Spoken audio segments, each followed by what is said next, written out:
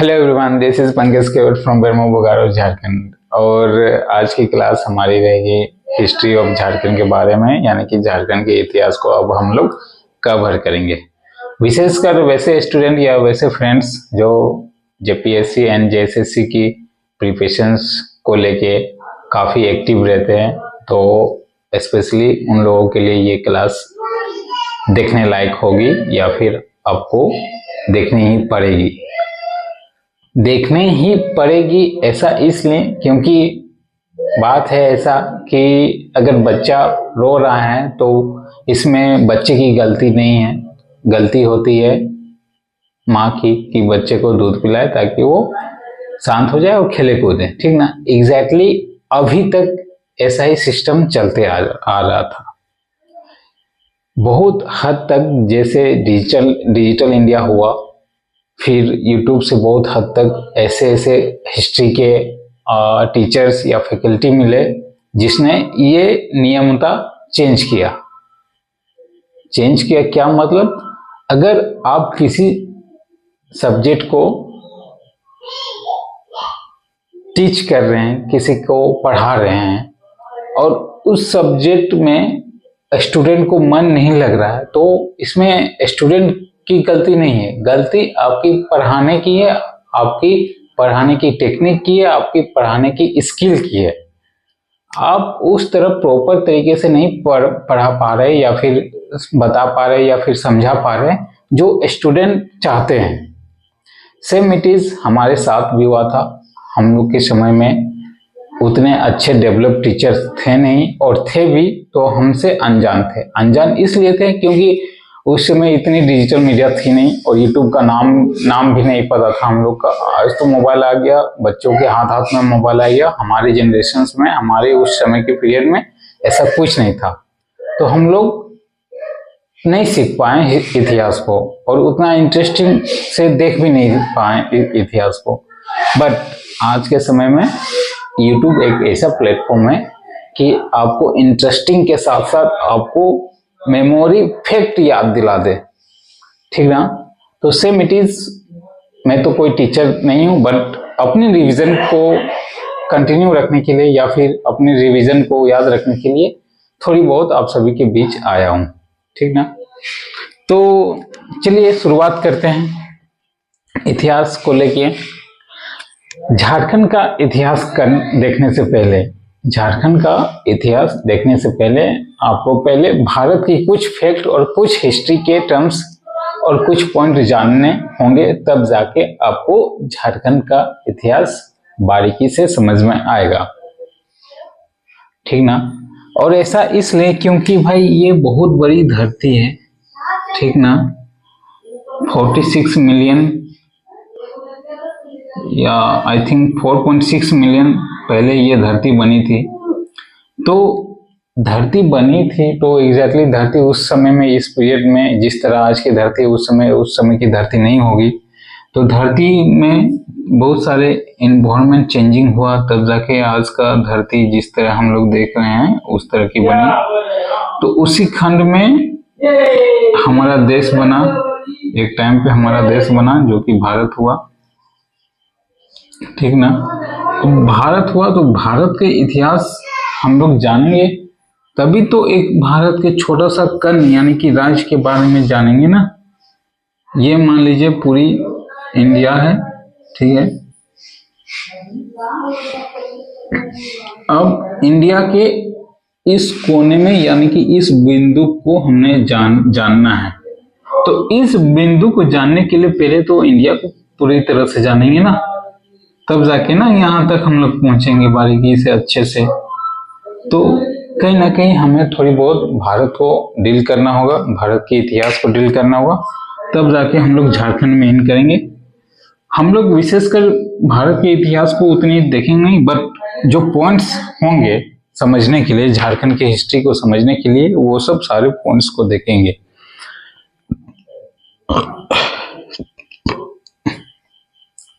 शुरुआती में हम लोग फैक्ट को यानी कि टाइम और डेट को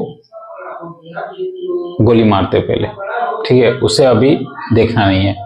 इतिहास को आपको इंटरेस्टिंग बनाना है तो पहले बातें को सुनिए, और कहानी जैसे समझिए, ठीक ना। जैसे बचपन में हो सकता है आप उस जनरेशन से नहीं हो, बट हमारे जनरेशन में क्या होता था कि जितने भी बुजुर्ग लोग हैं उन लोगों की एक ग्रुप एज ए चौराहा या फिर के घर के किनारे एक चबूतरा बना रहता था। हर घर के किनारे बनता है, अभी भी देखे होंगे खपड़ा के घर है तो उसे हम लोग पीढ़ा बोलते हैं, पीढ़ा।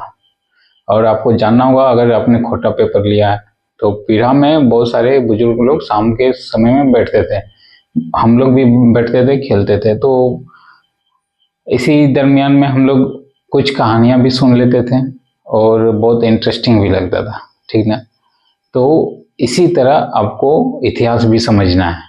अभी आप बस कहानियां सुनिए, उसके बाद कहानियां का रीजन क्या था वो हम लोग देखेंगे, उसके बाद फैक्ट को याद करते हुए चलेंगे। ओके, तब जाके आपको इतिहास अच्छे से समझ में आएगा।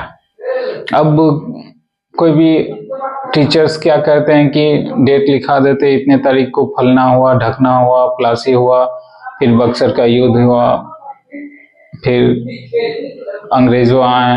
भाई ऐसे में इंटरेस्ट नहीं आता है, हमें भी नहीं आता है ऐसे में इंटरेस्ट, ठीक ना। तो पहले हम लोग कहानी को अच्छे से देखेंगे, सुनेंगे, तब जाके फैक्ट में आएंगे। ओके, तो चलिए अब थोड़ी बहुत भारत के इतिहास को देखते हैं।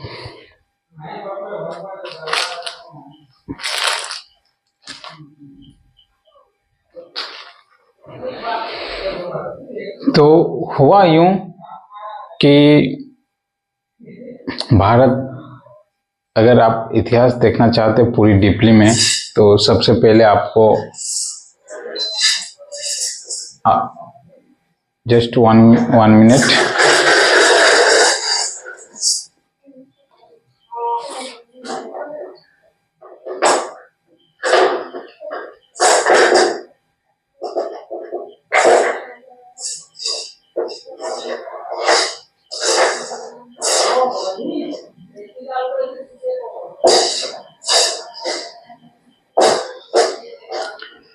तो भारत के इतिहास को देखने, बेटा चले जाओ बाहर खेलो, जस्ट 1 मिनट।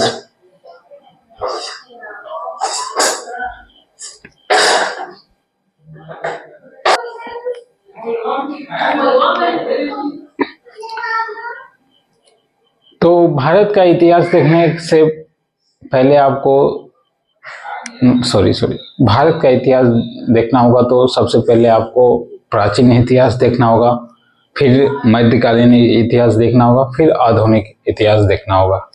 अगर आप सिविल सर्विस के एस्पायरेंट हैं तो आपको मैं बुक सजेस्ट करता हूं कि मैंने ये प्राचीन इतिहास पढ़ा है, रामशरण शर्मा की ये प्राचीन इतिहास। आप देखिए, इसमें गुप्त काल, मौर्योत्तर काल, फिर चंद्रगुप्त के पीरियड में सारे चीज इसमें डिस्कशन है। कैसे अंग्रेज यानी कि कैसे बाहरी लोग आके आक्रमण किए, सारी चीज इसमें। उसके बाद मध्यकालीन को यानी कि आप मुगल शासन कह सकते हैं, मुगल शासन कैसे क्या हुआ उसके बारे में मध्यकालीन में लिखा हुआ है। देन आफ्टर आप आधुनिक यानी कि स्पेक्ट्रम की बुक लिख सकते हैं, आधुनिक। मध्यकालीन के लिए ये बुक काफी प्रसिद्ध है, सतीश चंद्र की बुक मध्यकालीन, और एक रामचंद्र की बुक आती है। तो ये सब एस्पिरेंट वैसे लोग हैं, वैसे लोगों के लिए जो प्रॉपर यूपीएससी या फिर सिविल सर्विस के लिए प्रिपरेशंस में हैं। और अगर आप झारखंड पढ़ रहे हैं तो झारखंड में बेसिकली उड़ान की बुक अच्छी रहती है, ब्रह्मास्त्र अच्छी रहती है, फिर एक छोटी सी बुक आती है लुसेंट की, वो भी देख सकते हैं। देन आफ्टर एक्स्ट्रा में अगर आप देखना चाहते हैं तो ये भी आप देख सकते हैं। फिर झारखंड की कलाएं, संस्कृति, फिर पारंपरिक झारखंड, आदिवासी मेल सम्मेलन, बहुत सारे बुक्स हैं।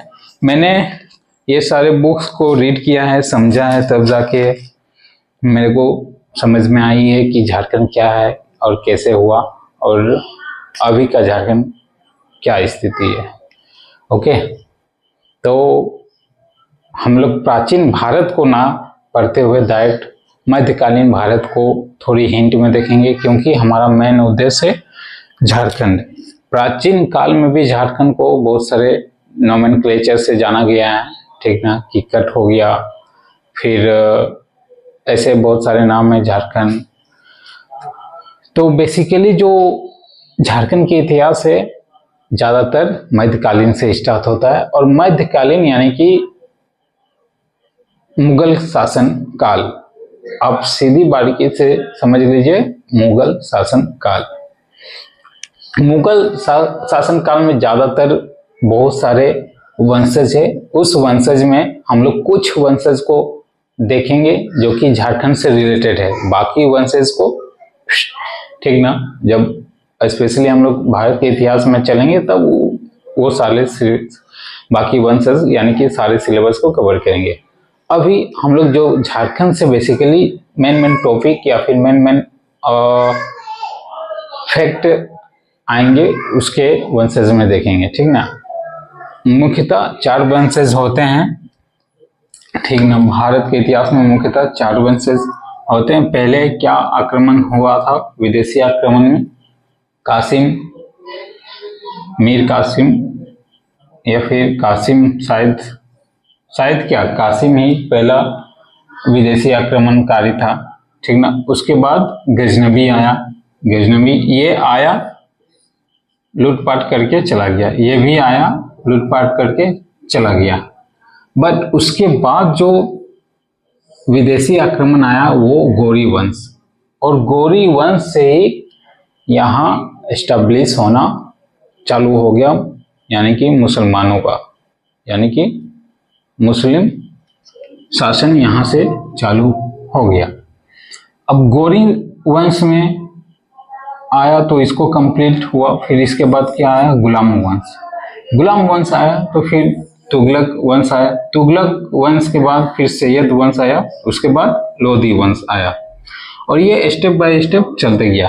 लास्ट ये लोधी था, इब्राहिम लोधी, यानी कि अभी भी इब्राहिम लोधी की कब्र बनी हुई है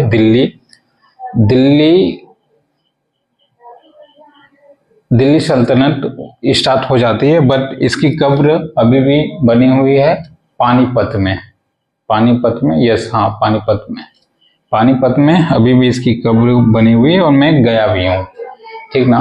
थोड़ी बहुत छोटी सी पार्क टाइप में बना के रखी गई है। तो इब्राहिम लोधी उस समय दिल्ली सल्तनत के बादशाह थे, ठीक, और इनकी मृत्यु हुई थी बाबर के आक्रमण से। ओके, इब्राहिम लोधी के बाद उससे पहले थे सैयद। और जैसे पुराने समय में क्या होता था ना कि अगर राजा कमजोर है और सेनापति उससे तेज तरार है, तो सेनापति के मन में थोड़ी बहुत लालच आ भी जाती है। हर कोई कटप्पा नहीं होता, अगर कटप्पा होता तो इस तरह की वंशज यहाँ देखने को नहीं मिलती। ओके, तो मैं कटप्पा का इसलिए एग्जांपल ले रहा हूँ क्योंकि वो एक पीढ़ी बाय पीढ़ी चलते हुए क्या एक परंपरा चलते हुए आ रही थी कि अपने राजा को पूरी जीवन सुरक्षा प्रदान करना, ठीक ना। जबकि कटप्पा के पास इतना ताकत था कि सबको मार के वो खुद राज कर सकता था, बट ऐसा नहीं, वो एक पहले के टाइम पे था, तो अब के टाइम पे वैसा नहीं। यहाँ तो भाई भाई में टक्कर हो जाती है तो फिर राजा और अलग बात हो गई, ठीक ना। तो इसी तरह आप जेन्युइन भी देख सकते हैं। अगर आपके पास पोटेंशियल, सपोज दैट आप लोग पांच टीम है, ठीक ना, पांच टीम है, 5 टीम में आप सबसे तेज तरार है, बाकी सब आपको वीकनेस या एवरेज में।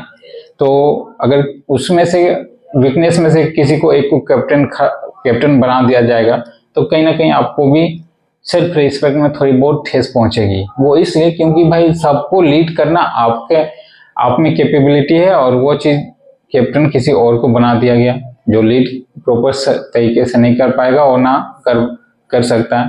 तो इसी तरह सेम इट इज यहाँ भी हुआ था कि सेनापति एज ए बहुत अच्छे और ताकतवर और हर एवरेज से बढ़िया था, और उसके समझ में राजा वही बोका टाइप में। तो क्या करते थे कि राजा का ही कत्ल करके सेनापति उसके पद पे आसीन होके राजा बन जाते थे।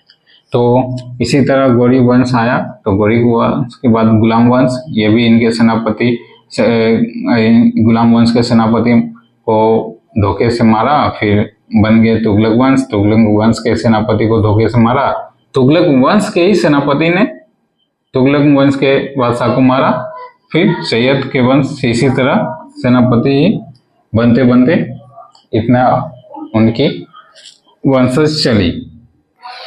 अब आते हैं हम लोग मिडिएबल, यानी कि यहाँ से बाबर। ये बहुत बड़ा अपने आप में एक तरह से विषय है, ठीक ना, पूरी किताब ही है।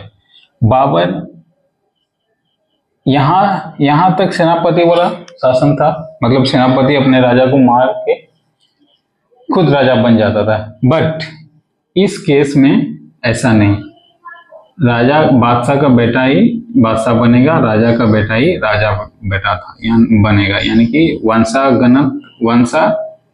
वंशावनगत क्या बोलते हैं उसको हिंदी में, वंशावत पीढ़ी बाय पीढ़ी चलते आ रहे थे। तो बाबर के बाद हुमायूं बना, हुमायूं के बाद अकबर बना, अकबर के बाद जहांगीर बना, जहांगीर के बाद शाहजहां, शाहजहां के बाद औरंगजेब। इसमें क्या होता था कि मान लीजिए अकबर हो सकता है ताकतवर या बहुत अच्छे बादशाह थे, तो अकबर के भी 4-5 बेटे थे, 3-4-5 बेटे थे, 4 ही बेटे थे। तो उसमें क्या था कि बादशाह बनने के लिए ये एक दूसरे को नीचे दिखाते थे और खुद ब खुद उलझ के रह जाते थे।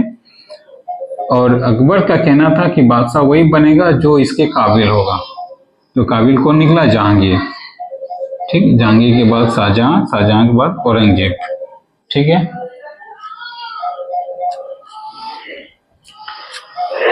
तो हमारा झारखंड बाबर के पीरियड में उतनी इतिहास नहीं थी, हुमायूं के पीरियड में भी उतनी इतिहास नहीं थी।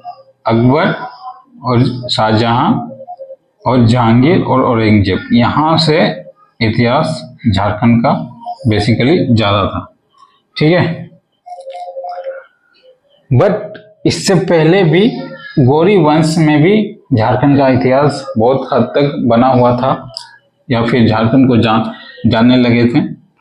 तो आप समझ सकते हैं कि इतिहास हम लोग को कहाँ से देखना होगा? तुगलक वंश से, यानी कि तुगलक वंश से, फिर सैयद वंश से, फिर लोधी वंश से, देन आफ्टर बाबर की थोड़ी बहुत, हुमायूं की, और अकबर से लेके औरंगजेब। ये प्राचीन झारखंड के बारे में हुआ। फिर क्या हुआ कि वास्को डी गामा, आप सभी जान रहे हैं। इसके बाद अंग्रेजों का शासन आया। अंग्रेजों में सबसे पहले वास्को डी गामा कितने 1498 में भारत का खोज हुआ, भारत पहुंचे। ठीक है, then after Vasco da Gama के बाद पूरी अंग्रेजों की शासन स्टार्ट होना शुरू हो गया। लेकिन वास्को डी गामा के पीरियड से भी पहले 1608 में, नहीं, वास्को डी गामा पीरियड के बाद 1608 में कैप्टन हॉकिंस आए थे किनके दरबार में? जहांगीर के दरबार में। यानी कि यहां से कितना देख 1608 कौन आए? Captain Hawkins.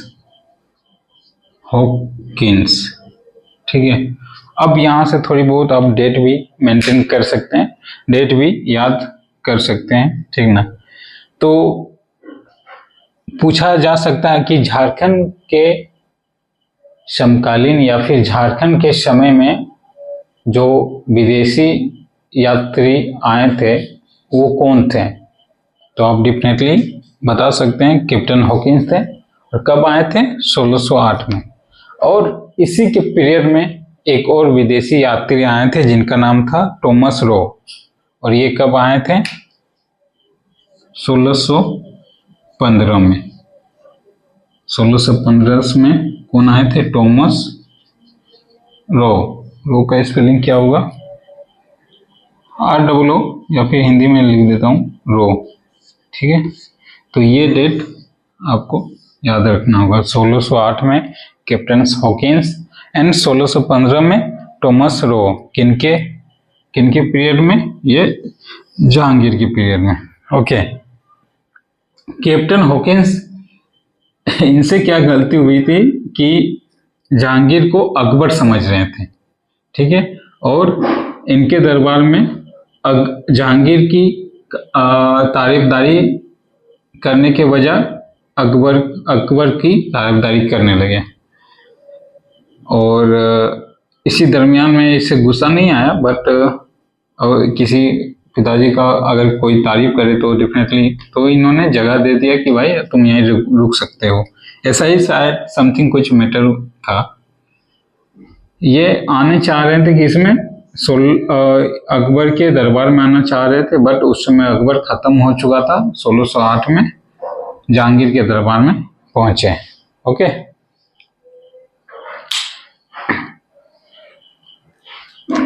फिर उत्तर मुगल काल यहाँ से स्टार्ट होता है।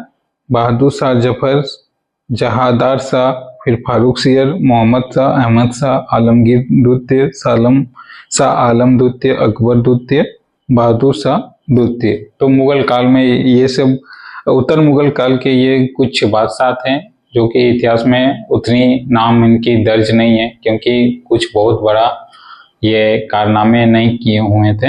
इसलिए आपको इतिहास तभी याद रखेगा जब आप बहुत अच्छा वर्क कर रहे हैं या फिर बहुत खराब वर्क कर रहे हैं, ठीक ना, तभी आपको इतिहास याद रखेगा। तो कुछ सेंटेंस है, मैं आपको रीड करके बताता हूँ। इंग्लैंड की महारानी, यानी कि उस समय इंग्लैंड की महारानी कौन थी? एलिजाबेथ, सभी को पता है। एलिजाबेथ प्रथम के समय में इंग्लैंड के कुछ व्यापारियों ने मिलकर एक व्यापारिक कंपनी की स्थापना की। एलिजाबेथ के समय में 3-4 लोगों ने एक बिजनेस आइडिया लगाया और बिजनेस कंपनी डेवलप की, और महारानी से अपनी अनुमति लेके भारत आए। किस लिए? व्यापार करने के लिए, यानी कि बिजनेस करने के लिए, ठीक ना। 31 दिसंबर 1600 महारानी ने इस कंपनी को पूर्व में व्यापार करने का अधिकार दे दिया। 31 दिसंबर 31 दिसंबर 1600। ये अभी तक आए नहीं है, भारत अभी तक आए नहीं है। ये क्या हुआ? एलिजाबेथ यानी कि क्वीन ने परमिशन दे दिया, ठीक, कि जाइए आप लोग बिजनेस कीजिए। और किधर? ये नहीं, विशेषकर ये नहीं कि भारत, विशेषकर ईस्ट यानी कि पूरब वासियों तरफ। अब पूरब में कौन कौन आ जाता? पूरब में डेफिनेटली 4-5 स्टेट आएंगे और कंट्री आएंगे, जैसे भारत आ जाएगा। उस समय भारत में पाकिस्तान भी मौजूद थे, अफगानिस्तान भी मौजूद थे, और फिर इधर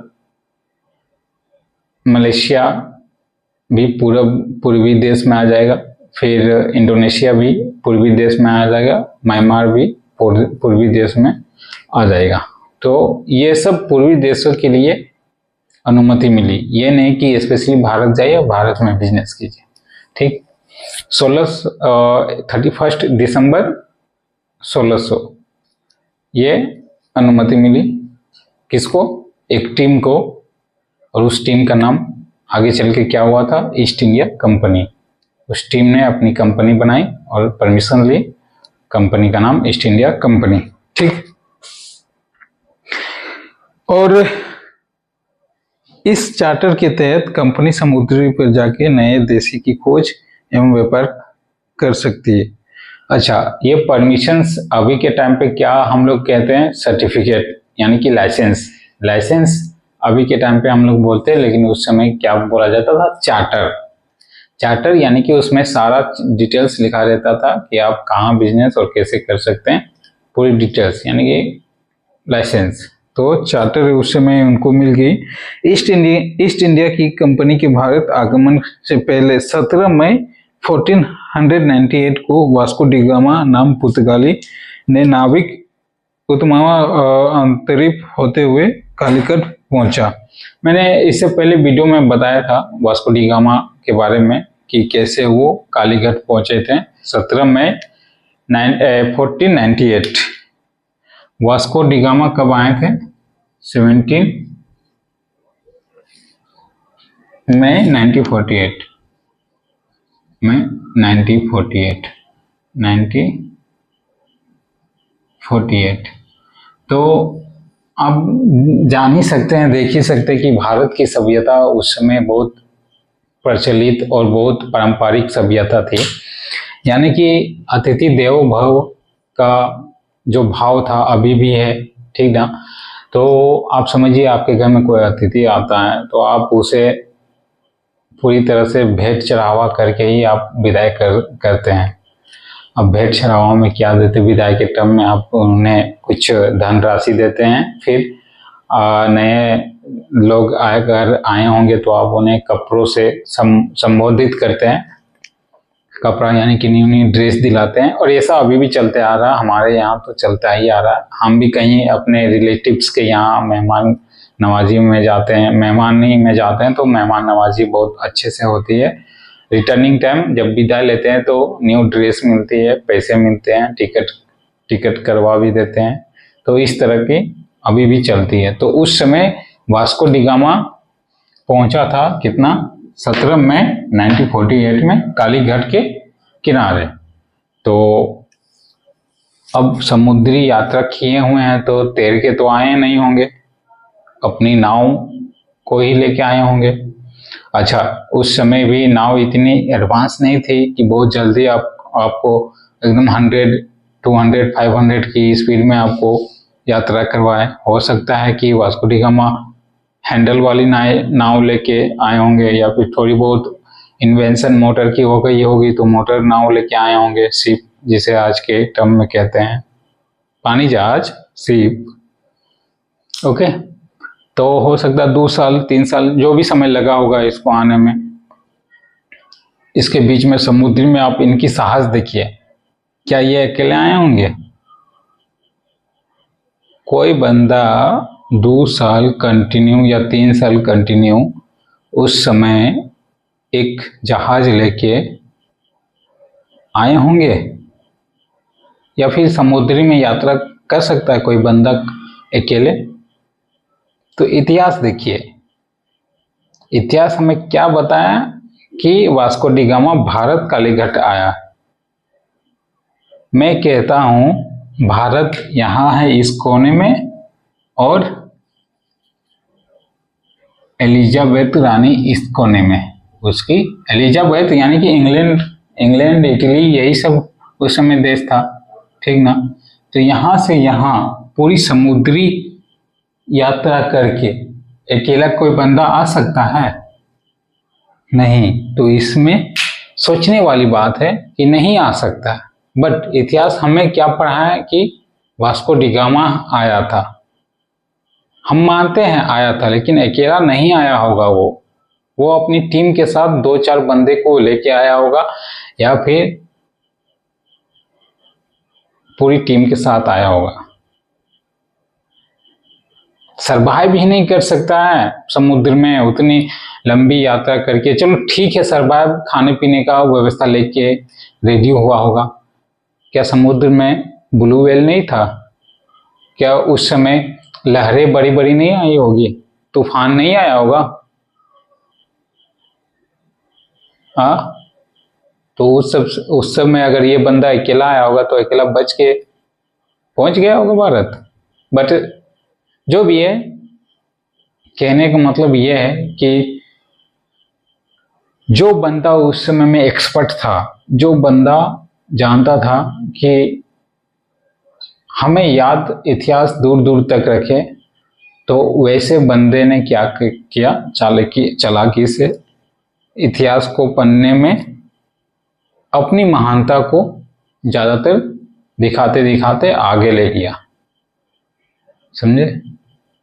इस तरह के इतिहास को बनाया गया है। जैसे फॉर एग्जाम्पल, आज मैं झारखंड से हूँ, तो हमारे शुरू से गार्जियन, अभिभावक, टीचर्स या दोस्त या फ्रेंड कोई भी है तो बताते हैं कि जो जीटी रोड यानी कि कोलकाता से जो हाईवे बना है दिल्ली के लिए, ये कौन बना है? शेरशाह सूरी। ठीक, शुरू से चलते आ रहा है। शुरू से मतलब क्या, बचपन से ये सुनते आ रहे हैं कि शेरशाह सूरी ने बनवाया था। ठीक, लेकिन जब आप इतिहास को खंगोलोगे, डीपली जानोगे, देखोगे, तो आपको पता चलेगा कि मौर्य काल में ये रास्ता तैयार हुआ था। चंद्रगुप्त मौर्य ने यह रास्ता बनवाया था। उसके बाद उसके पोते सम्राट अशोक ने भी इस रास्ते का पुनः बनवाया था। मतलब पुनः इस रास्ते को, और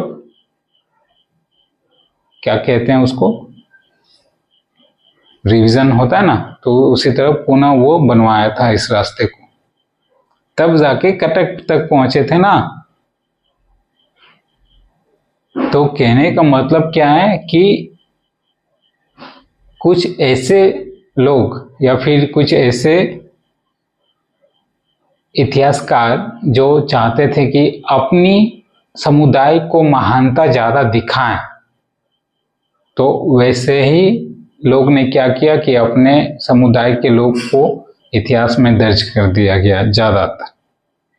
तब जाके तो ये आज के मुंह पे है, शेरशाह सूरी ने जीटी रोड बनवाया, ग्रैंड ट्रैक बनवाया। लेकिन असलियत में अब जब इतिहास जानोगे, खंगोलोगे, तो पता चलेगा कि मौर्य काल में ही ये जीटी रोड बन के तैयार हो चुका था। एनीवेज, अब आगे बढ़ते हैं। तो वही वास्को डी गामा आया, फिर then after captain Hawkins and Thomas रो।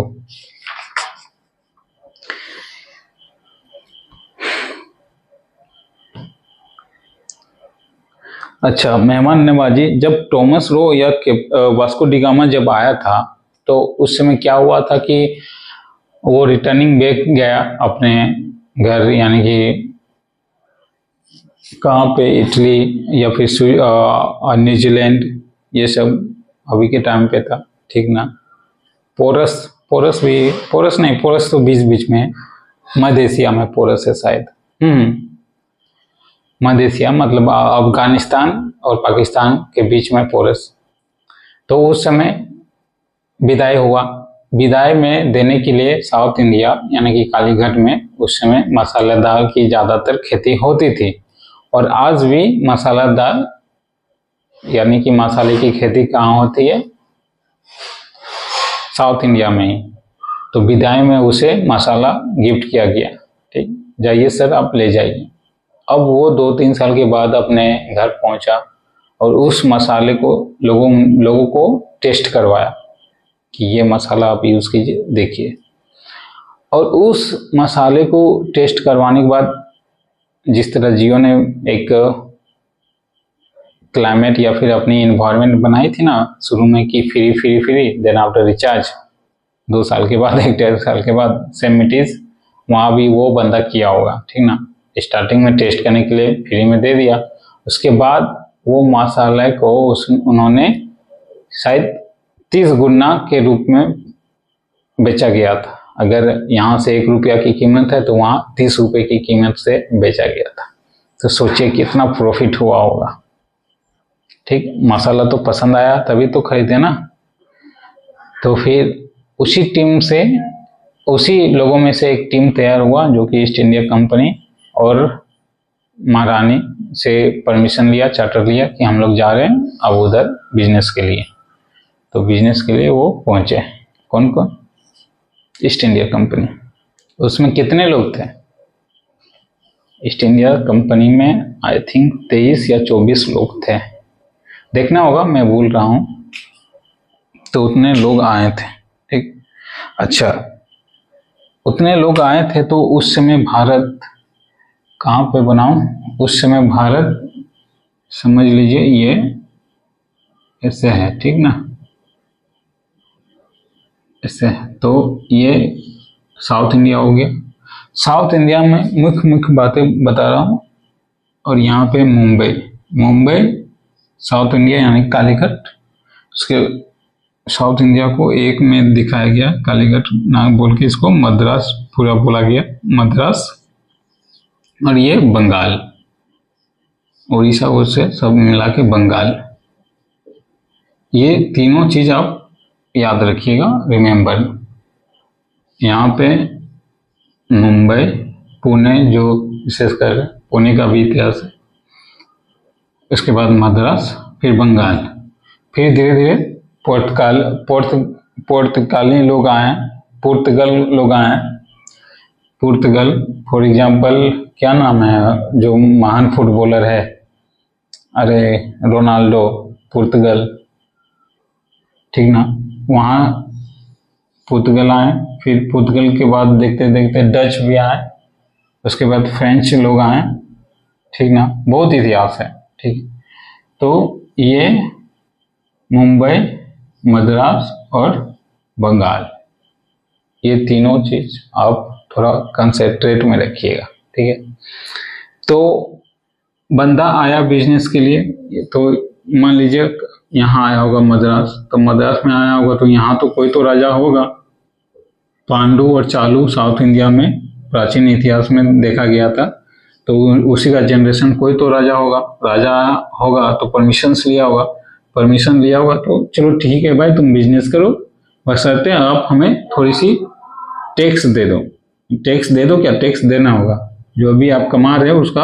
आज के टाइम पे हम लोग लगा रहे हैं ना ड्यूटी 30%, जीएसटी 18%, 30%, अलग अलग की जीएसटी अलग अलग चीज़ों पे है। तो रेडी हो गया।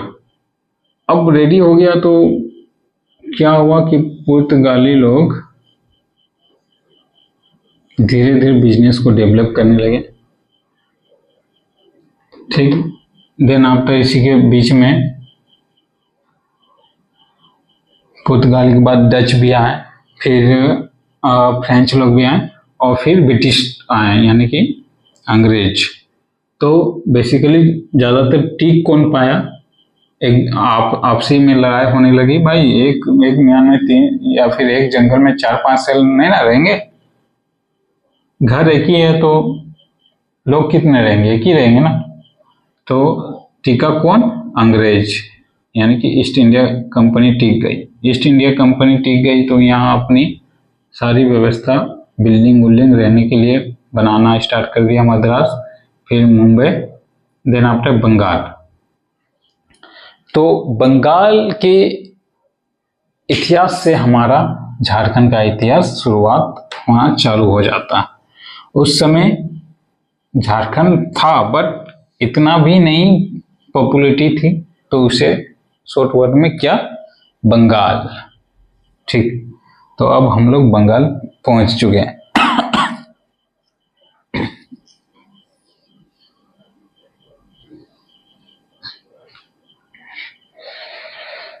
बंगाल पहुंच चुके हैं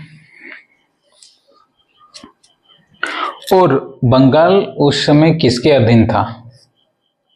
बंगाल उस समय किनके अधीन था? जब अंग्रेज लोग वहां पे आए थे तो उस समय शाहजहां के अधीन था। शाहजहां, दिल्ली सल्तनत पूरी उड़ीसा, बंगाल और फिर छत्तीसगढ़, ये सब यानी कि पूर्वी के इलाके जितने थे सब दिल्ली सल्तनत के अंतर्गत आ गए थे। साउथ इंडिया के हिस्से को छोड़ के बाकी सब दिल्ली सल्तनत में ही आते थे। साउथ इंडिया को इसलिए नहीं कैप्चर कर सकते थे क्योंकि भाई दिल्ली से साउथ तक पहुंचने के लिए बहुत लंबा समय और बहुत लंबा डिस्टेंस भी था, इसलिए। तो दिल्ली सल्तनत में कौन थे बैठे हुए? शाहजहां। ठीक, कहाँ पे है शाहजहां? शाहजहां लिखा हुआ है, शाहजहां ने पुर्तगालियों से कुछ क्रोधित होकर उन्हें बंगाल से बाहर कर दिया तथा अंग्रेजों को बंगाल में सीमित क्षेत्र में व्यापार करने की इजाजत प्रदान की। यानी कि क्या हुआ कि 4-5 लोग 4-5 जगहों से आए भारत में, जिसमें कि पुर्तगाली थे, डच थे, फ्रांस थे और अंग्रेज थे। तो देखा कि पुर्तगाली लोग थोड़ी मनमानी ज्यादा कर रहे हैं, तो शाहजहां ने क्या किया कि भाई तुम लोग अब निकलो, हो गया, बहुत मनमानी कर लिए, तुम लोग टैक्स भी समय से नहीं दे रहे हो और व्यापार में भी तुम इतने दाम रख रहे हो कि हमारी प्रजा की हालत खराब हो जा रही, तो तुम लोग निकलो, जाओ निकलो। तो उन्होंने निकाल के किनको प्रवेश करवाया? अंग्रेजों को प्रवेश करवाया। अच्छा, मान लीजिए कोई अपनी अड्डा किसी जगह पे बना लेता, तो क्या उसको इतनी आसानी से निकाल दोगे आप? नेवर, आप इतनी आसानी से नहीं निकाल पाओगे। तो शाहजहां ने क्या दिमाग लगाया कि भाई अंग्रेजों को बुलाते हैं और इन दोनों को आपसी लड़वा के बाहर करते हैं। किसको? पुर्तगाली को। तो सेम इट इज हुआ, और अंग्रेज उस समय हो सकता है उतनी ताकतवर नहीं था, बट धीरे धीरे हो गया। तो पुर्तगाली को बाहर फेंका और बंगाल में किनको प्रवेश करवाया? अंग्रेजों को। ठीक। 1698 ईस्वी में कंपनी ने 3 गांव सुतानटी, कालीकट्टा एवं गोविंदपुर की जमींदारी 12,000 रुपए में भुगतान कर प्राप्त किया। यानी कि इसके पीरियड में कितना है? 1698 ईस्वी में अंग्रेजों ने 3 गांव बोलिए, शहर बोलिए, या फिर 3 जगह बोल दीजिए, 3 जगह को कैप्चर किया और कितना टैक्स देने के लिए एग्री हुए? 12,000, 12 के टैक्स देने के लिए एग्री हो गए। ठीक है, जिसको जमींदारी कहते हैं। 3 गांव में क्या क्या थे? सोनानटी और कालीकट्टा, यानी कि कोलकाता ही कालीकट्टा उस समय था, और एक गोविंदपुर। ठीक। उसके बाद औरंगजेब के फरमान द्वारा निःशुल्क व्यापार करने की अनुमति कंपनी को मिल गई, जिसका फायदा कंपनियों ने उठाई। अच्छा, जहांगीर ने के पीरियड में तो 12,000 में आया था, और वही सेमेटिज शाहजहां के पीरियड में ही होगा, तब जाके डायरेक्ट औरंगजेब में बात आई। तो औरंगजेब, ये एक तरह से आप बोल सकते हो, क्या बोलूं इसको मैं, औरंगजेब ने बोला कि भाई तुम लोग बिजनेस करो, एकदम स्वतंत्र होके बिजनेस करो, no duty, no tax, no tax, जाओ भाई जाओ, पैसे नहीं देना तुमको, टैक्स नहीं देना, बिजनेस करो। ठीक ना। तो ये फरमान जारी कर लिया। हो सकता है अंग्रेजों चापलूसी करके किया हो, या उसकी सेवा करके, औरंगजेब की सेवा करके, या कुछ और तरीके से किया हो, बट फरमान जारी कर लिया कि अब हमें टैक्स नहीं देना है। 1 मिनट देख लेता हूँ रिकॉर्डिंग हो रही है या नहीं। हो रही है, लेकिन थोड़ी लाइट धीमी है। ब्राइटनेस बढ़ती है तो नहीं, आई थिंक बढ़ जा, और एक थोड़ा सा बढ़ जा, नहीं बढ़ा, बढ़ जा।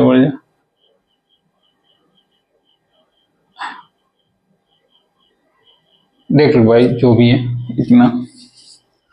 आप लोग अपनी मोबाइल से ब्राइटनेस बढ़ा के देखोगे तो फिर क्लियर भी हो आएगा। तो औरंगजेब ने फरमान जारी कर दिया निःशुल्क बिजनेस करने का, जिसके कारण बंगाल के उस समय कौन नवाब थे? मुर्शिद कुली खां। सपोज दैट दिल्ली सल्तनत यहाँ है,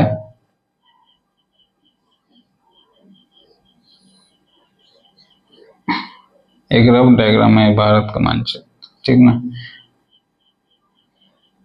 रफ क्यों, अच्छा से ही बनाते हैं। अच्छा हो गया,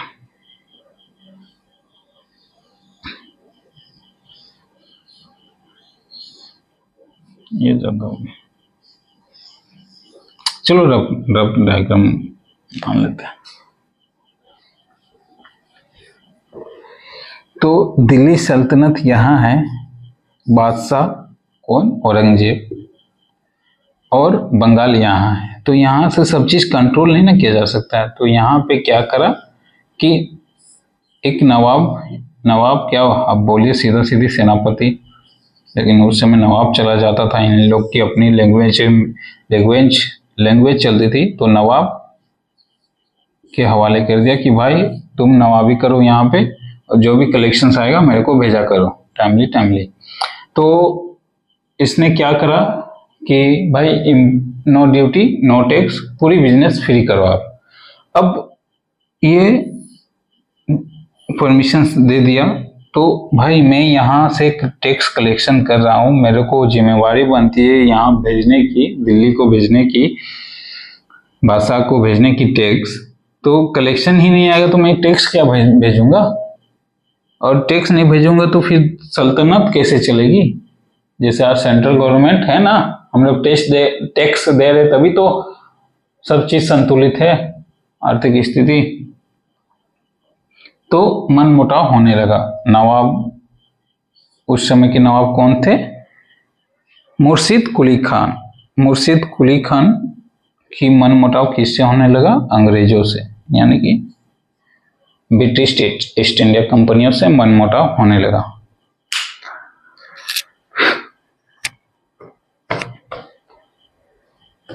एक झलक आते हैं बंगाल के नवाबों पे, ठीक ना? पहला बंगाल के नवाब थे उस समय मुर्शिद कुली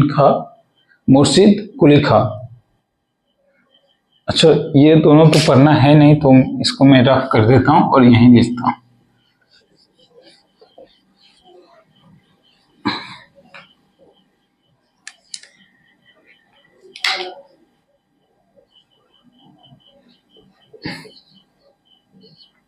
बंगाल के नवाब, तो पहला नवाब मुर्शिद, कैसे लिखाता है? मुर्शिद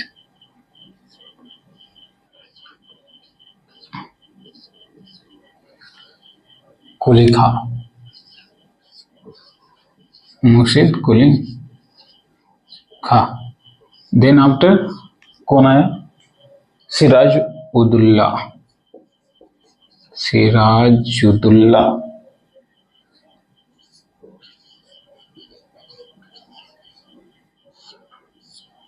देन आफ्टर कौन आया? मानिक चंद।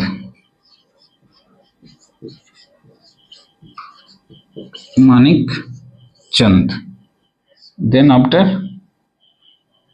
मीर कासिम।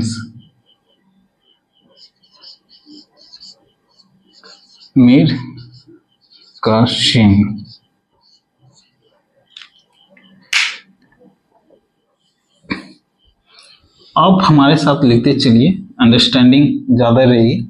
मीर कासिम के बाद ब्रिटिश ईस्ट इंडिया की कंपनी पूरी तरह से एस्टेब्लिश हो गई, ईस्ट इंडिया कंपनी। ठीक, शायद इंक खत्म हो गया है। बहुत ही इंटरेस्टिंग है ये, अब देखो मजा आएगा यहाँ से। और हिस्ट्री ऐसा है कि आप जितने इंटरेस्ट लेके देखोगे उतनी आपकी डीप अंडरस्टैंडिंग जाएगी। अच्छा, मैं क्या बोल रहा था, ये जो 4-5 नाम है नवाबों के, तो इसके बीच में भी नवाब थे, लेकिन वैसे नवाब को कोई रिस्पेक्ट नहीं देता इतिहास जिसकी कारनामा अच्छी ना हो या फिर कुछ ऐसा कार्य नहीं किया हो कि इतिहास में उसे याद रखा जाए। तो इसके बीच जैसे पहला Murshid Quli Khan, then after Siraj ud-Daulah, Manik Chand, Mir Qasims, then after East India Company, ठीक ना।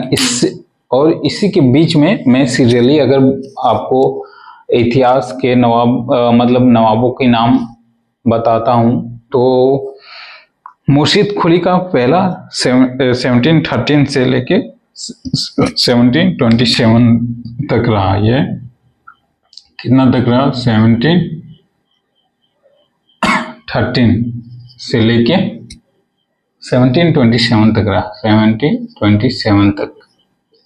देन आफ्टर इसके बाद कौन आया था? शुजाउद्दीन आया था। शुजाउद्दीन की उतनी इतिहास रही नहीं तो इसको नेग्लिजिबल कर दिया इतिहासकारों ने। फिर इसके बाद सरफराज खां की नवाबी आई तो सरफराज खां भी उतनी महत्वपूर्ण नहीं था तो नेग्लिजिबल, इग्नोर। फिर अलीवर्दी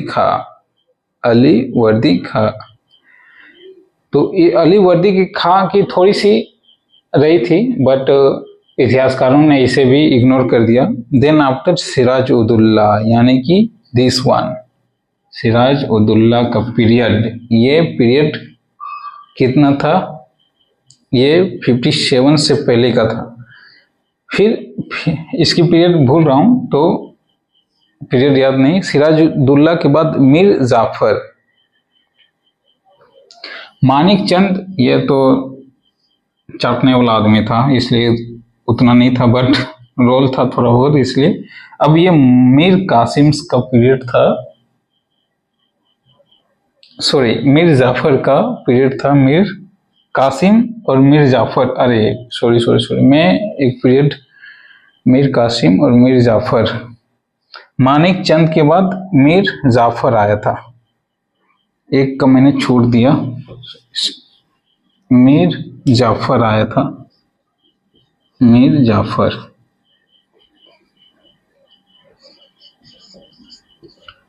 इसके बाद मीर कासिम,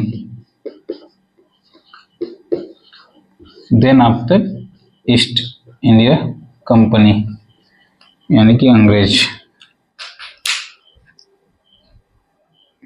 बढ़िया। तो मानिक चंद की उतनी ज्यादा इतिहास नहीं थे इसलिए नेग्लिजिबल थोड़ी बहुत हुई। मीर जाफर का 1757 मीर जाफर का पीरियड था, 1757 से लेके 1760 तक, ओके। और मीर कासिम का पीरियड था, इसका पीरियड था 1760 से लेके 1763। उसके बाद मीर जाफर हो गया और मीर कासिम्स हो गया 1763।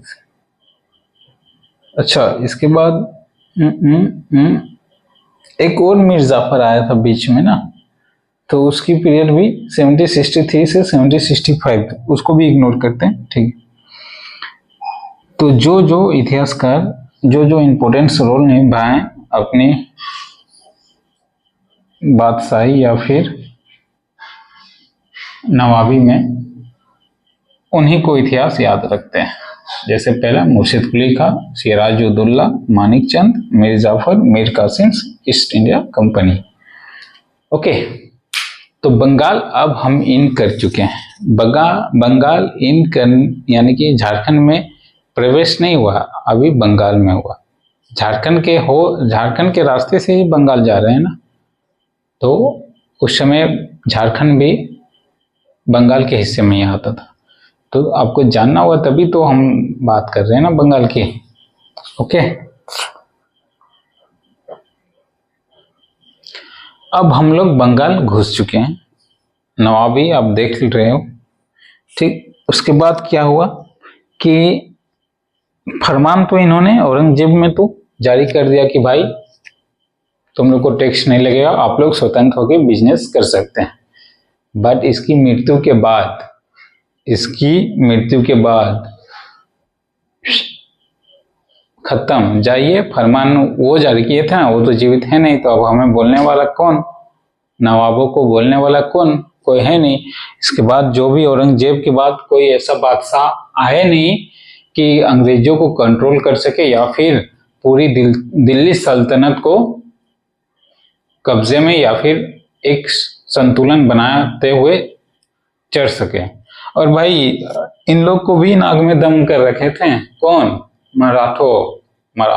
मराठियों लोग भी इन लोग के नाक में दम कर रखे थे। बट इन लोग की फौजदार थोड़ी ज्यादा थी, और मराठों को हारने के कारण एक बहुत बड़ा रीजन था कि आपसी मतभेद मराठों में बहुत थी।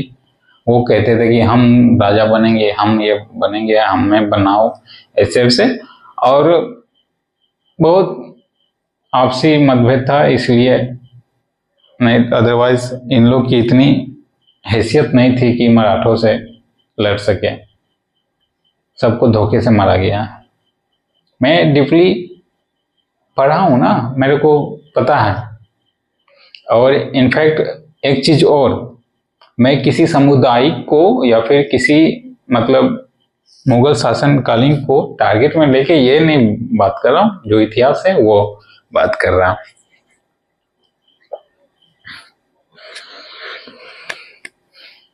Just 1 minute. मराठा कमजोर जानते कब हुए थे? जब मराठा बढ़ गए थे, लगभग 23 या 24 समथिंग जगहों में बढ़ गए थे। उसके बाद मराठे कभी एकजुट नहीं हो पाए, जिसमें कि एक सिंधिया था, ज्योतिषराज सिंधिया, जो आज के पार्लियामेंट में है ना, ज्योतिषराज सिंधिया। तो सिंधिया भी मराठों के ही वंशज थे। और अगर इसमें थोड़ी और डीपली जाननी है तो मेरे को किताब देखना होगा, तो देख भी लेता हूँ, क्योंकि रिवीजन हो जाएगी हमारी।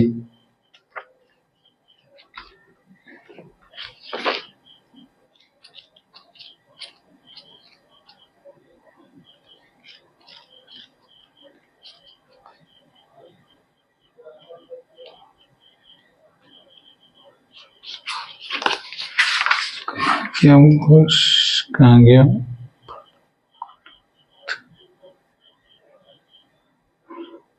हम्म 1775 प्रथम अंग्ल मराठा युद्ध, फिर द्वितीय अंग्ल मराठा युद्ध, तृतीय तक मराठा युद्ध चला था 116।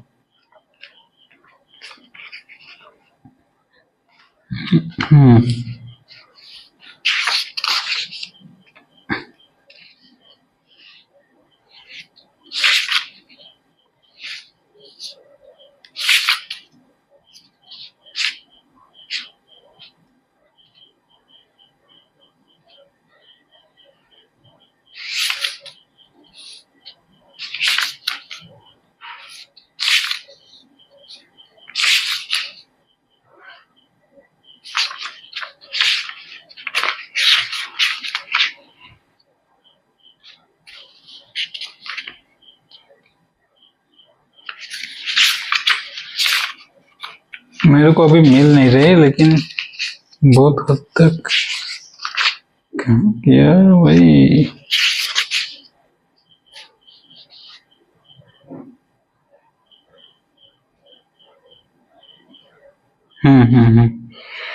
पूरी नहीं मिल रही है, मैंने कहा पूरी तरह का नहीं मिल रहा है। 1 मिनट।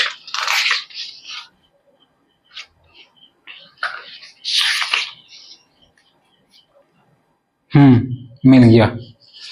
तो मराठा संघर्ष यानी कि मराठा जो थे वो आपसी में बट चुके थे, और कितने कितने तरह के, मतलब जिस तरह जाति बट जाती है ना, उसी तरह के 5 मराठों में बट चुके। 5 मराठा में कौन कौन बटे? बड़ौदा किस मराठों के बीच चला गया, यानी कि किस टाइटल पे चला गया, ये गायकवाड़, ये गायकवाड़ के टाइटल में चला गया, मराठा। ठीक, फिर दूसरा मराठा किसमें, यानी कि नागपुर किसके हिस्से में चले गए, भोसले, जो आज भोसले जिनकी टाइटल है वो मराठों के ही वंशज है। फिर इंदौर किसके टाइटल में चले गए, होलकर, वीर सावरकर होलकर चले गए। फिर ग्वालियर सिंधिया, जो आज पार्लियामेंट में ज्योतिष राज सिंधिया है, वो भी मराठों के वंशज है। और पांचवा पूना में कौन सा टाइटल चला गया, पेशवा, यानी कि जो स्वराज की बात करते थे वो स्वराज बट चुका था। किन किन के बीच और किस टाइटल में बटा हुआ, पहला गायकवाड़, भोसले, होलकर, ग्वालियर में सिंधिया तथा पेशवा। गायकवाड़, भोसले, सिंधिया, पेशवा, ये सब टाइटल में मराठे बट चुके थे। इसी वजह से मराठा की कहीं ना कहीं एक कमजोरी का कारण था, जिसके वजह से बहुत सारे युद्ध में मराठों को हारना पड़ा, पहला। दूसरा कारण ये भी था कि पर्याप्त मात्रा में उनके पास संसाधन और रिसोर्सेस एंड फूड, मतलब खान पान नहीं थे, समझे। अगर वो युद्ध करने के लिए कहीं भी निकलते थे तो उतनी उनके पास संसाधन नहीं थी, प्लस उतनी धनराशि भी नहीं था, प्लस खान पान भी उतना नहीं था। दूसरी कारण ये भी था। और तीसरी कारण ये भी था कि आपसी मतभेद जो बटे हुए हैं वो, उसके बावजूद भी और भी बहुत सारे कारण थे कि साहस भी एक प्रकार से मराठों का युद्ध में हारने का कारण भी था। मतलब उनका कहना था स्वाभिमान, अभिमान, सेल्फ रेस्पेक्ट। भाई युद्ध हुआ, या तो तुम मरोगे या फिर हम मरेंगे, भाग कर नहीं जाएंगे युद्ध मैदान को, ऐसे साहस थे मराठों में। अगर वो देख रहे हैं कि भाई यहाँ हमारी हार हो रही है या फिर हारना तय है, तो बहुत सारे क्या करते थे कि लोग कि भाई बाद में लड़ा जाएगा, हटाओ, अभी हम अगर अभी समय खराब है, हम लोग हार जाएंगे। तो ऐसा इन लोग के साथ था, ऐसा रणनीति कि जहाँ हारने का टाइम था वहाँ वो बाबर भाई 3 बार आक्रमण किया था, तब जाके ये कब्जा कर पाया था ना। तो मराठे में ये कहानी नहीं थी कि हार तो हार ही सही, लेकिन युद्ध छोड़ के भागेंगे नहीं। साहसी थे, सेल्फ रेस्पेक्ट थे, स्वाभिमान, अभिमान सब था उन लोग में। ओके, तो कहीं ना कहीं मराठा भी, झारखंड में थोड़ा बहुत हलचल था, मराठों का भी हलचल था। पढ़ाएंगे, ये चीज बताएंगे कहाँ हलचल था और इससे बचने के लिए क्या किया गया था जगन्नाथ सिंह ने। जगन्नाथ सिंह उस समय कहाँ के राजा थे, शायद एक बात और, जगन्नाथ ढाल और जगन्नाथ सिंह दोनों अलग अलग राजा हैं, ठीक ना। जगन्नाथ सिंह मराठों से थोड़ी जान बख्शने के लिए अंग्रेजों का हेल्प लिया और अंग्रेजों को झारखंड में प्रवेश करवाया। और उस समय शायद पलामू के ही राजा थे जगन्नाथ सिंह। उसके बाद जगन्नाथ ढाल राजा, चलेंगे उसमें भी बात आएंगे। हुआ यूं था कि मराठे लोग बहुत उत्पात मचाते थे, मतलब भाई रिसोर्सेस है नहीं, खाना पीना है नहीं, पैसा उसा है नहीं, तो दूसरे से लूट के ही लाएंगे ना, दूसरे राजाओं को अपने अधीन करेंगे, टैक्स लेंगे तभी ना आएगा। तो वो कहाँ पे, पलामू में शायद बहुत उत्पात मचाते थे, राजाओं को जबरदस्ती, क्यों भी है टैक्स अब है नहीं तो राजा कहाँ से देगा। तो मजबूर होकर इन्होंने क्या किया, जगन्नाथ सिंह ने अंग्रेजों का हेल्प लिया कि भाई हमें बचाओ इससे यार, बहुत ये पावरफुल है, जब भी आते हैं तब आई करके जाते हैं, शांतिपूर्वक जाते हैं नहीं, टैक्स देता हूँ फिर भी। तो वहां से झारखंड में अंग्रेजों का प्रवेश होना चालू हुआ था। तो उस पर चलेंगे डीपली। अभी हम लोग कहाँ जा रहे हैं, बंगाल के नवाब में। उसके बाद battle of Buxar and Plassey, ये दोनों युद्ध हमारे लिए बहुत इंपॉर्टेंस रखता है। तब जाके इलाहाबाद की संधि हुई और झारखंड और बंगाल किनके अधीन आ गया? अंग्रेजों के बीच के अधीन आ गया। ओके, कहानी समझिए थोड़ी, मतलब कहानी अगर आप समझ गए तो आपको फैक्ट याद करने की उतनी जरूरत है नहीं, रिमेंबर ऑटोमेटिकली हो जाएगी। ठीक है, तो नवाबी किनका था? ये रहा नवाबी। ठीक, ये मर जाने के बाद भाई अंग्रेजों से ऑलरेडी हम लोग का पटरी बैठता नहीं था, यानी कि नवाब लोग का पटरी बैठता नहीं था, तो ये तो मर गया, अब इसका फरमान भी खत्म। ठीक ना, तो औरंगजेब की मृत्यु कब हो गई? 1707 में। इसकी मृत्यु कब हो गई? 1707 में डेथ। चलो निकलो अब यार, तुम बहुत दिन जी लिए, बहुत दिन राज कर लिए। डेथ मतलब खत्म 1707 में। और उस समय बंगाल का नवाब कौन था? मुर्शिद कुली खान। पहला बंगाल मुर्शिद कुली खान। ठीक, और मुर्शिद कुली खान की अंग्रेजों से पटती नहीं थी, वो चाहते थे इसको जितना जल्दी यहाँ से निकाले उतनी बढ़िया है। उस समय मुर्शिद कुली खान, अलवर्दी खां और सिराजुद्दौला बंगाल के शक्तिशाली शासक थे। मुर्शिद कुली खां, अलीवर्दी खां और सिराजुद्दौला है क्या? मुर्शिद कुली खां, अलीवर्दी खां और सिराजुद्दौला, मुर्शिद कुली खां और एक नाम क्या था? अलीवर्दी खां। अलीवर्दी खां मेंटेन नहीं है बट याद रखिए। ठीक है, काफी अच्छी नवाब थे हम लोग, तो नवाबबाजी भी हम लोग की अच्छी हुई होगी।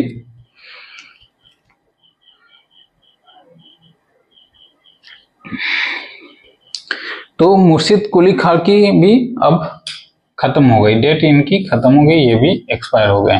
ठीक, अब आता है किसके अंग में, किसके नवाबी में आता है? सिराजुद्दौला। अब सिराजुद्दौला के नवाबी में अंग्रेज आया।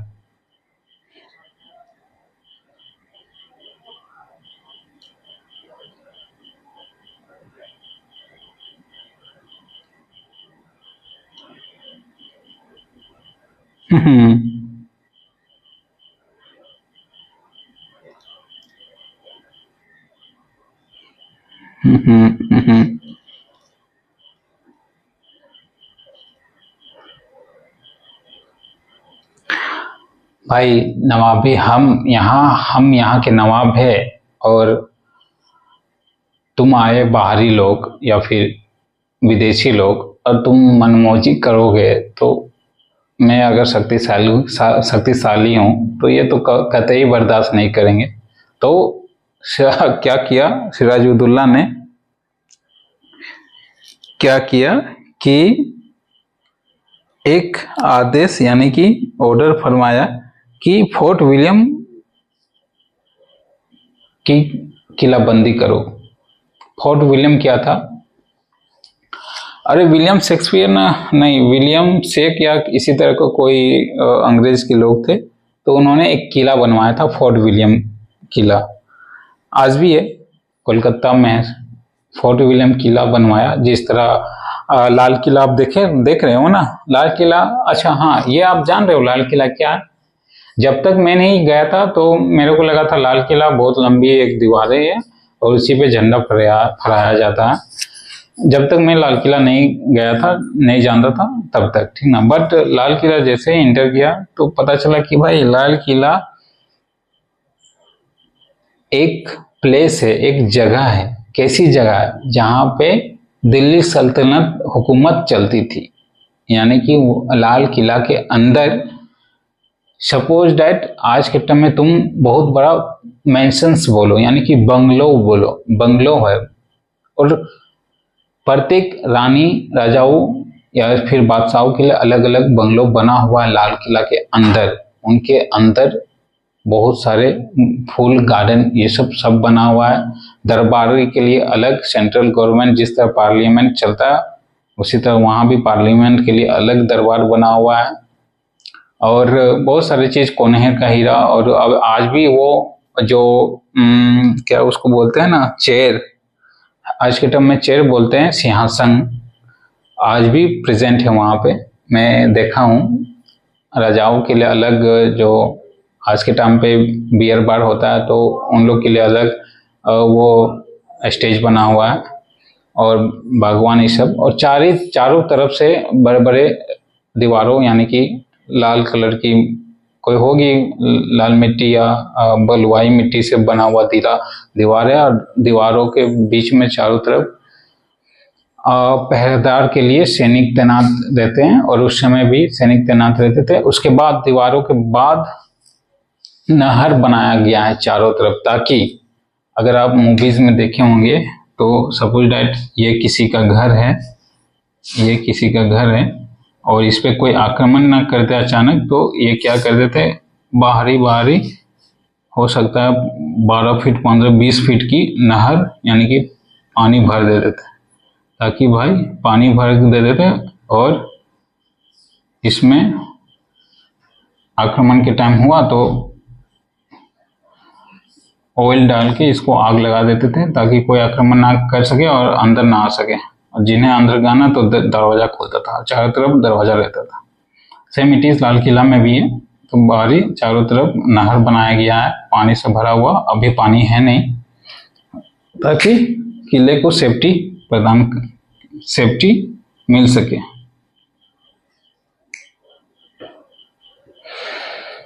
और महाराणा प्रताप का घोड़ा चेतक इतनी बड़ी हाइट 12 फीट 15 फीट की हाइट से कुछ ज्यादा था, उसकी घोड़ा का नाम चेतक था, उतनी लंबी छलांग वो लगा देता था। सोचिए घोड़ा भी होगा 10 फुट।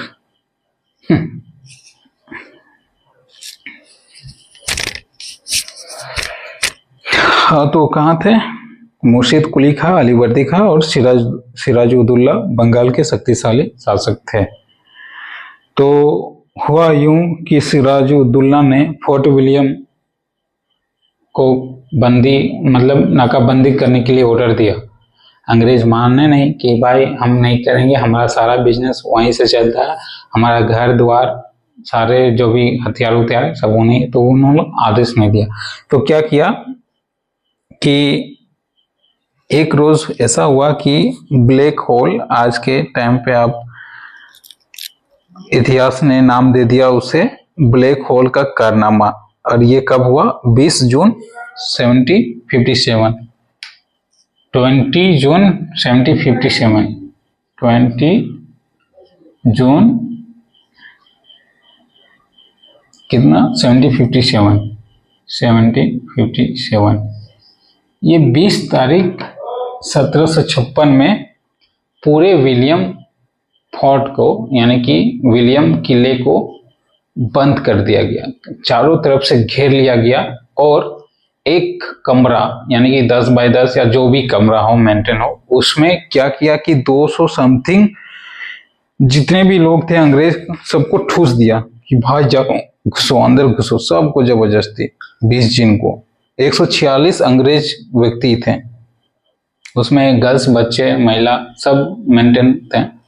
100 अगर सपोज दैट 10 बाय 10 के कमरे में 146 लोग को जबरदस्ती ठूसा जाए और एक रात के लिए छोड़ दिया जाए, नो वेंटिलेशंस, कोई हवा का आना जाना प्रदान नहीं, तो क्या जीवित रह पाएंगे?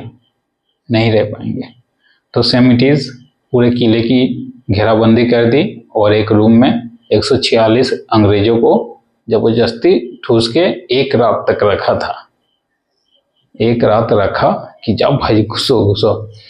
सुबह जब दरवाजा खोलता है तो मात्र 23 या 24 लोग ही जिंदे थे। 23 किताब में 23 मेंटेन किया गया, 23 व्यक्ति ही जीवित थे। अब जब ये चीज घटना कौन करवाया था? सिराजुद्दौला, बहुत ही क्रूर शासक या नवाब था, बहुत ही शक्ति था, तभी तो इतनी बड़ी घटना को अंजाम दिया।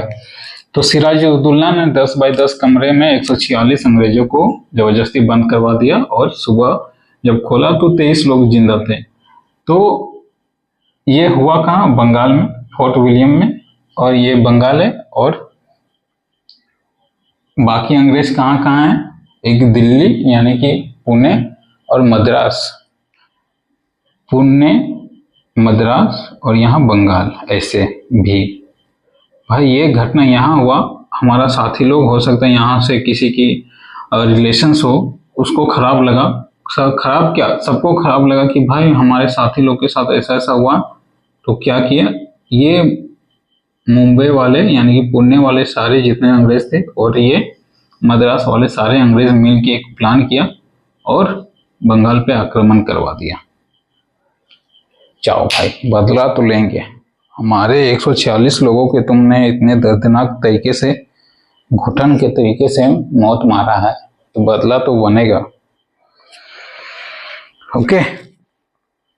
इसके बाद कलकत्ता का भार मानिकचंद को सौंप कर नवाब अपनी राजधानी मुर्शिदाबाद लौट गए। अच्छा ठीक। अब यहाँ मानिकचंद आता है। सिराजुद्दौला ये अपनी राजधानी लौट गए, कहाँ, मुर्शिदाबाद। अब मुर्शिदाबाद कहाँ है, आप समझ लीजिए, मुर्शिदाबाद उत्तर प्रदेश में आएगा। यस, मुर्शिदाबाद उत्तर प्रदेश में आएगा।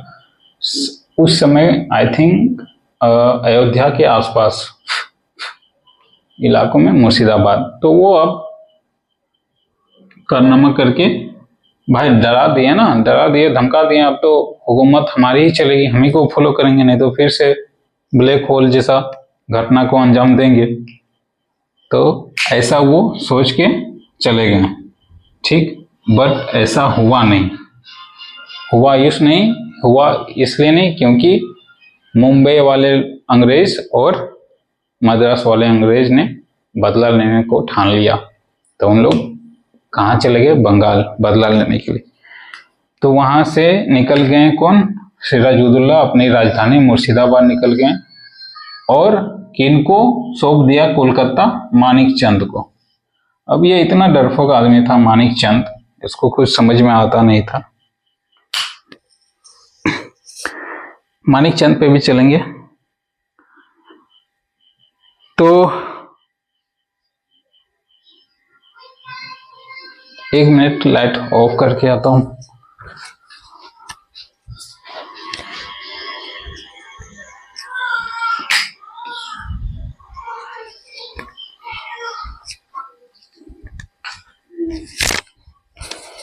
इन्वर्टर की बैटरी थोड़ी डाउन है, हमें जल्दी आगे बढ़ना होगा। हाँ ठीक है, मानिकचंद को सौंप के चले गए। फिर सिराजुद्दौला अली नगर की संधि करनी पड़ी और कंपनी और सभी व्यापारिक सुविधा को फिर मद्रास वाले और मुंबई पुणे वाले अंग्रेजों ने फिर आक्रमण कर दिया। किस पे, मानिकचंद पे। बट मानिकचंद इतना डरपोक था कि उसको प्रतिरोध नहीं कर पाया, यानी कि लड़ाई नहीं कर पाया, लड़ाई कर नहीं पाया, वो डरपोक था, जिसके कारण भाई ले लो भाई, जो था तुम्हारा पहले एज इट इज चलने दो, हमें कोई लड़ाई नहीं करनी आपसे, डरपोक हो गए, वो दे दिया। तो इसी के बीच किनको पता चला, सिराजुद्दौला को पता चला कि मानिकचंद, हमने जिसको कलकत्ता सौंपा था, वो नाकाम निकला और बिना लड़े ही किनको दे दिया, अंग्रेजों को फिर से पहले जैसा दे दिया, जो कि Aurangzeb no duty no tax वाले दे दिया। तो मजबूरन होके, विवश होके नवाब सिराजुद्दौला ने अली नगर की संधि की। अब देखिए, हम हैं दिल्ली में और कोलकाता में हम अपनी सिपाही को रखे हैं, नवाबी को रखे हैं, और उसने गद्दारी कर दी बिना लड़े ही। तो फिर बार बार हम दिल्ली और अपने घर आना जाना नहीं ना कर पाएंगे, तो वो मजबूरन होके अली नगर की संधि कर ली, जिसके कारण जितने भी व्यापारिक बिजनेस की सुविधा पहले से ऑलरेडी से चलती आ रही थी, वो सारे फिर से लागू करवा दी। बोले जाओ भाई, खुश रहो। उसके बाद 23 जून 1757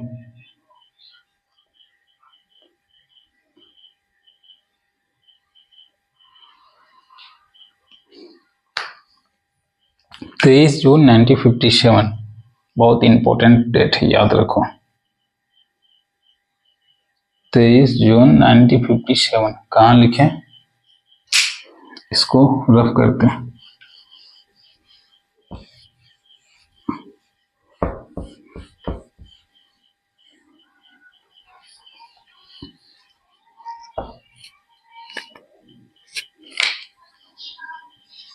23 जून 1957।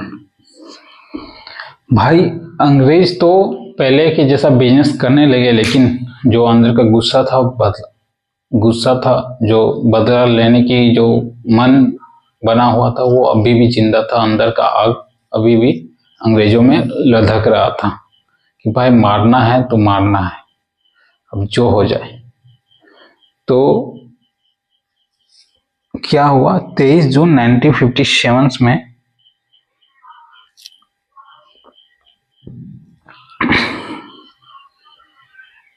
मीर जाफर, एक मिनट, क्या नाम था,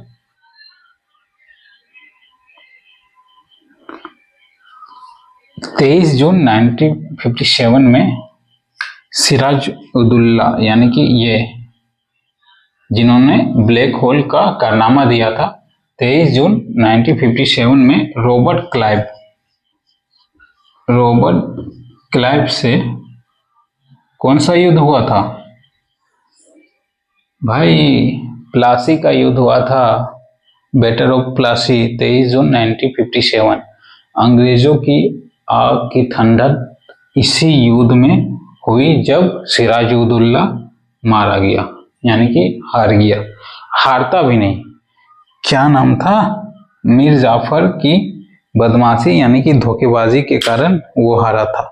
मीर जाफर की विश्वासघाती के कारण वो हार गया, अदरवाइज हारता नहीं वो। प्लासी के युद्ध में वो स्पॉट डेट नहीं हुआ था, वो भाग गया था, बहुत चालाक था ना, भाग गया था। तो सिराजुद्दौला प्लासी के युद्ध में रॉबर्ट क्लाइव से युद्ध हुआ था, 23 जून 1957, बैटल ऑफ प्लासी, ये याद रखिएगा, बैटल ऑफ प्लासी 1957 में। लिख देता हूं, बैटल ऑफ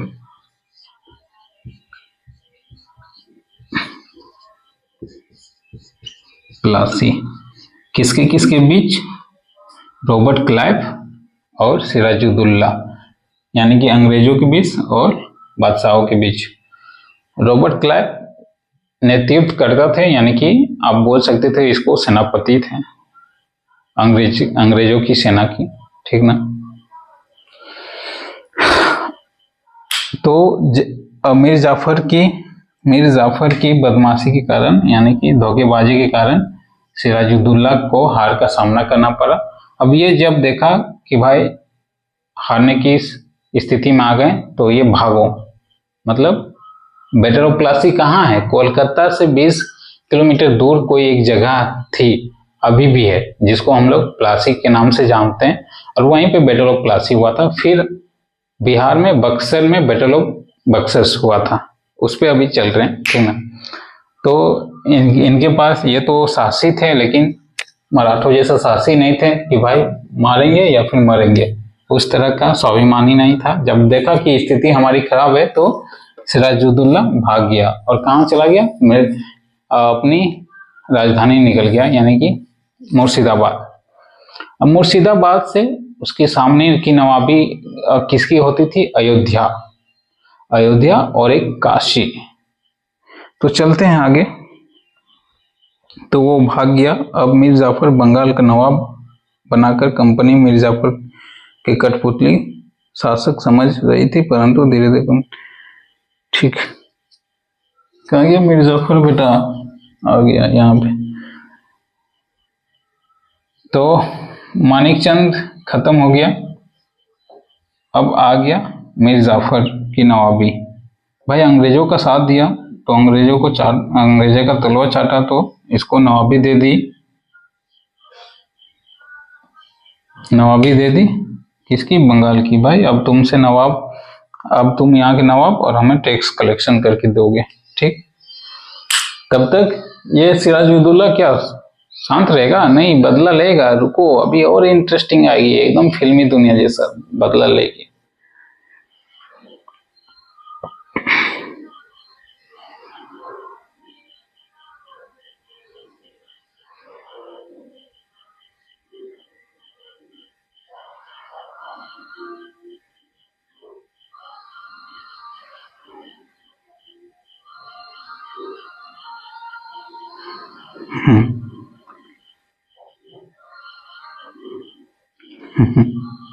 मीर कासिम। अच्छा, इसको जब बना दिया गया नवाब, तो भाई ये चालाकी था, तभी तो अंग्रेजों का साथ दिया ताकि सिराजुद्दौला यहाँ से हट जाए और हम बन पाए नवाब। चालाकी था बंदा, तभी ना साथ दे के इसको हटाया। अब इसको हटा दिया, ये नवाबी में आ गया। अब क्या हुआ, अंग्रेज सोच रहे थे कि मीर जाफर ये बंदा, हमने इसको नवाब बनाया है तो जैसा हम कहेंगे वैसा ये बंदा करेगा, ठीक ना। कठपुतली जैसा ये सोच रहे थे अंग्रेज की, कठपुतली जैसा इसको हम लोग नचाएंगे। बट ऐसा नहीं था, बंदा शातिर था, चालाक था। तो जैसा जैसा अंग्रेज आदेश देता था, सेम इट इज उसका उल्टा ये करता था। अगर अंग्रेज बोलता था कि भाई हमको तुम्हारे इलाके से 10 रुपया टैक्स चाहिए, तो बेटा टैक्स कलेक्शन करके बस 2 रुपया ये टैक्स देता था। उनकी सारी मनमौजी, मतलब नाक में दम कर रखा था ये भी अंग्रेजों के। जब देखा कि भाई ये हमारी बात को फॉलो नहीं कर रहे हैं अंग्रेज, ये हमारी बात को फॉलो नहीं कर रहे हैं, तो फिर इसको हटा के किसको बना दिया, मीर कासिम को। मीर कासिम को बना दिया गया। अब क्या हुआ कि मीर कासिम इससे भी दुगना तेज तर्रार निकला कि बेटा तुम हमें नवाब बना रहे हो ताकि तुम्हारी फॉलो हम कर सके, तुम्हारी बातों को मान सके, बनाओ बनाओ, बहुत अच्छा बनाओ। तो मीर कासिम को क्या कर दिया गया, नवाब बना दिया। अब जब से ही मीर कासिम इससे 10 गुना बदमाशी करने लगा अंग्रेजों के साथ, तो फिर से मीर जाफर को अंग्रेजों ने नवाब बना दिया, ठीक ना। कभी मीर जाफर को बनाया एक बार, फिर मीर कासिम को बनाया। जब ये नाक में दम कर दिया तो फिर मीर जाफर को बना दिया, ठीक। यह सिलसिला तब तक चलते रहा, मतलब 2 बार हुआ होगा, ठीक ना, जब तक बैटल ऑफ बक्सर ना हो पाया। बैटल ऑफ बक्सर ऐसा युद्ध था कि अंग्रेजों की सारे दरवाजा खोल दिए। भारत में बिजनेस से लेके शासन तक सभी दरवाजा खुल गया बैटल ऑफ बक्सर जीतने के बाद। हाँ, बैटल ऑफ बक्सर जीतने के बाद। देखो भाई, सच बोला तभी तो लाइट आ गई। अच्छा, ये ऐसा चलते रहा तब तक जब तक बैटल ऑफ बक्सर नहीं हुआ।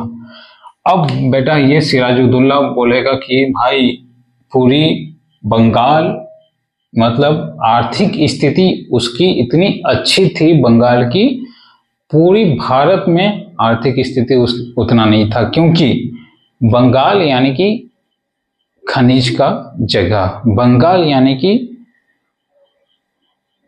क्या बोलते हैं, बंदरगाह का जगह, बंगाल यानी कि गंगा बेसिन का दोआब हिस्सा, यानी कि बहुत सारा खेती बाड़ी जो होता था वो गंगा रिवर यानी कि गंगा ड्रेनेज सिस्टम, जहां जहां गंगा गई है वहां के आसपास आप देख सकते हो खेती बाड़ी बहुत अच्छी फसल होती है। फॉर एग्जाम्पल, अगर आप आज बिस्किट खा रहे हैं तो बिस्किट बनाने का जो मतलब प्रोसेस क्या इन्वायरमेंट चाहिए, बिस्किट का जो बनने का जो पानी का टेस्ट या फिर पानी का जो स्रोत चाहिए वो बंगाल का ही बेस्ट होता है, और बंगाल से ही बिस्किट का फॉर्मेशन आज भी होता है। अच्छा, अब बंगाल सेंटर ऑफ पॉइंट इसलिए था क्योंकि भाई मान लीजिए ये बंगाल है तो इधर क्या है, इधर आपका इंडोनेशिया है, फिर मलेशिया है, तो यहाँ से भी सी पोर्ट के थ्रू आना जाना कंटिन्यू लगा रहता था। बैटरी भी मोबाइल की डाउन हो गई है तो थोड़ी और हमें स्पीड करनी होगी, ठीक है। इसलिए बंगाल बहुत आर्थिक स्थिति बढ़िया था।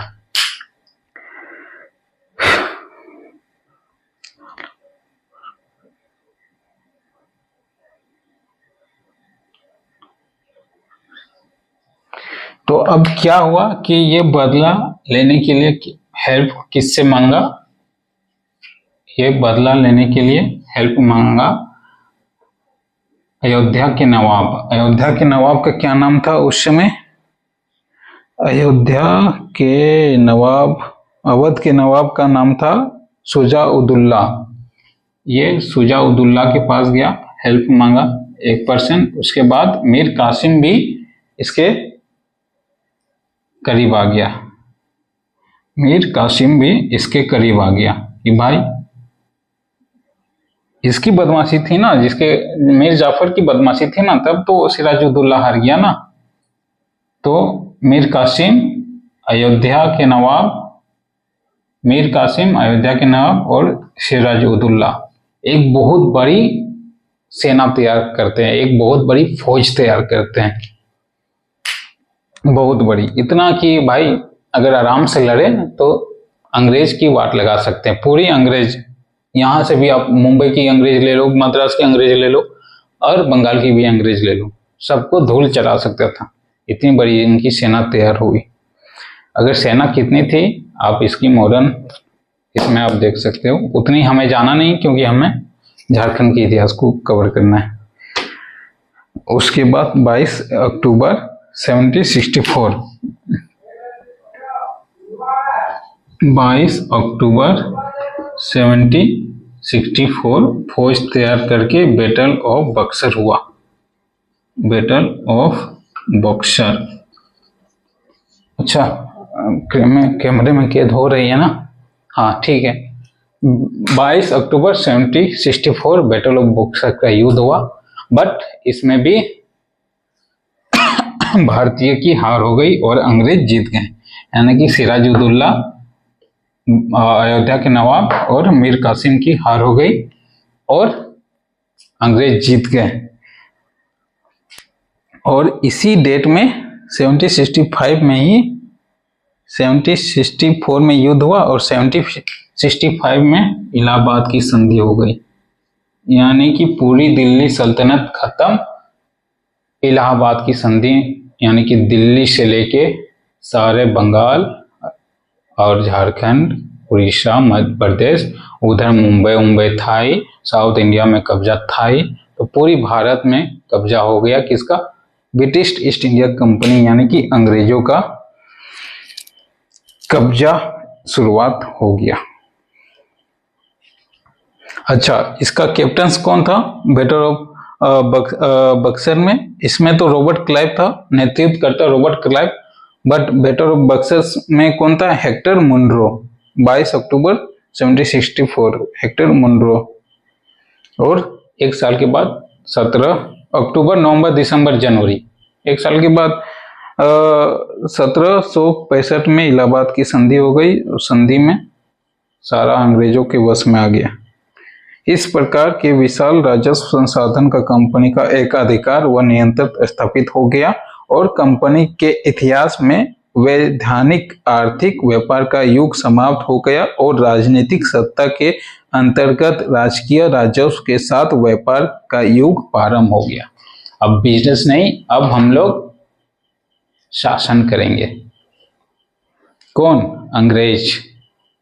बैटरी थोड़ी डाउन हो रही है, मेरे को जल्दी कंप्लीट करना होगा।